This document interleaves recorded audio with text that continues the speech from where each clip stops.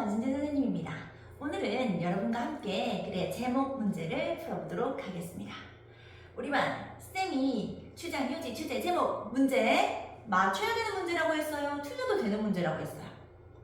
맞춰야 되는 문제입니다. 틀려도 되는 문제는 30번대에 있다니까요. 이건 맞춰야 되는 문제예요. 그럼 과연 어떻게 맞출 것인가? 자, 네 마리 추장, 휴지, 주제, 제목 네 마리가 한 통속이에요. 푸는 방법이 같기 때문에 쌤은 대표로 24번 글의 제목 문제를 풀어보도록 하겠습니다. 봅시다. 자, 제목이란 무엇인가부터 출발해 봅시다. 제목 문제의 의미, 제목 문제의 의미. 제목이란 과연 무엇인가? 제목이란 주제의 압축입니다. 주제의 압축. 즉 여러분한테 책 제목 고르라는 것입니다.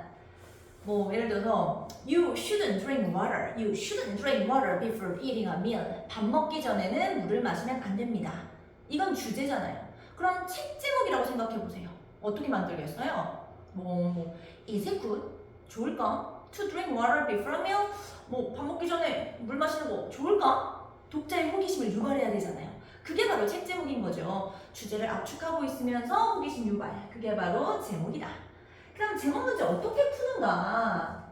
제목 문제 풀이법. 제목 문제 풀이법. 어떻게 푸는가? 첫 번째 할 일은 뭐예요? 첫 번째 할 일? 바로 글의 소재 파악이죠. 항상 소재. 소재가 뭔데요? 반복되는 핵심 키워드잖아요. 반복되는 핵심 키워드. 그게 바로 소재입니다. 그래 소재를 파악해야 된다. 우리 반 쌤이 글의 앞부분은 정말 공들여서 읽어야 한다고 했습니다. 자, 여러분이 글쓴이라고 한번 생각을 해봐요. 내가 이제 글을 쓰려고 펜을 들었어.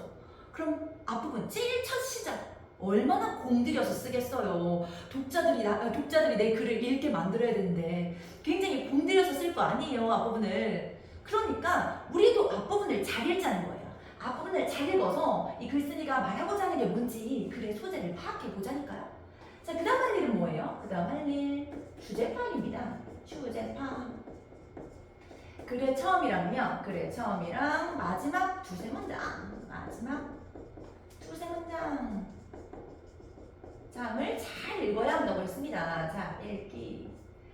글의 앞부분에서 소재를 잡고 그 글이 어떻게 이어질지 예측을 하고요. 그리고 주장, 휴지, 주제, 제목, 문제는 보통은 미괄식이에요. 마지막 부분에 주제 정리가 들어가 있어요. 그렇기 때문에 마지막 두세 문장도 다시 한번 읽도록 하겠습니다. 앞을 읽고 끝부분을 읽겠다. 그리고 나면 뭐합니까? 정답 도출해야지 뭐. 정답 도출입니다.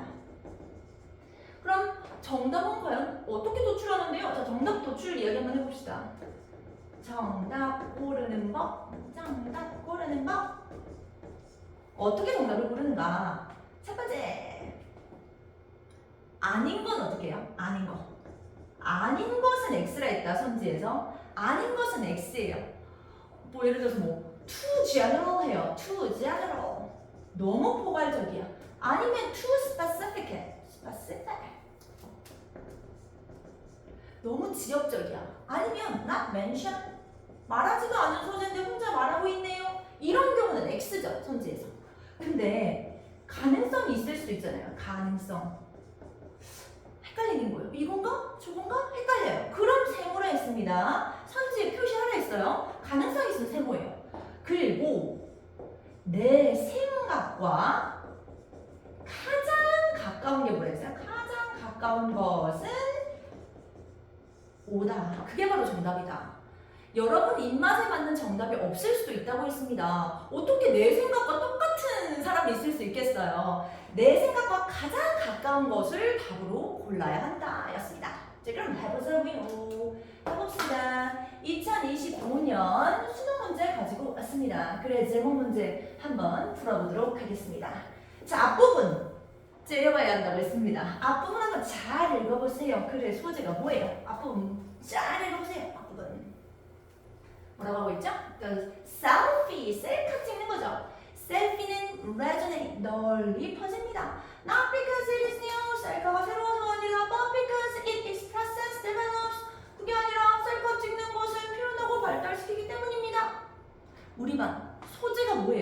여기서 소재. 글의 소재는 셀피죠. 봐봐요. 셀카 찍는 것은요, 널리 퍼졌습니다. 셀카 찍는 것이요, 대명사 it이 받고 있는 게 셀피잖아요. 셀카 찍는 게 세부사가 아니라요. 그럼 셀카 찍는 것이요 또 나왔잖아요. 지금 셀피가 한 문장에 3번이나 등장했어요, 초반에.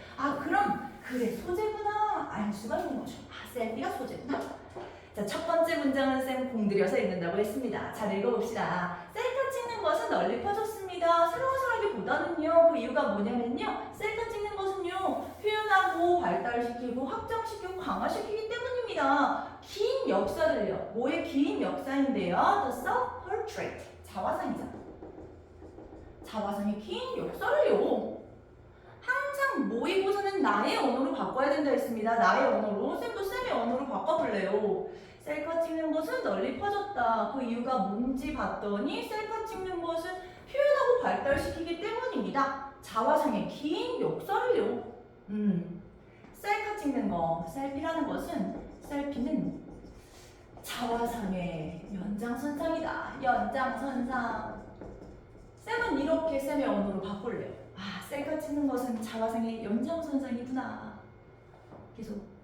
The self-portrait. 그 자화상이라는 거예요. 그게 셀카 찍는 거잖아요. 셀카 찍는 것은요, 보여줍니다. 다른 사람들한테 the status of the person depicted. 묘사된 그 사람의 지위를 보여주는 겁니다. 셀카 찍는 것은 나를 표현하는 거지. 맞아.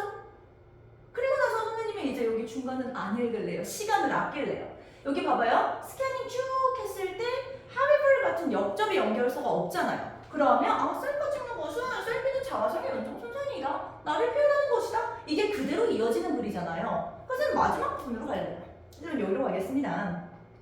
At each stage of the self-portrait expansion 이러네요.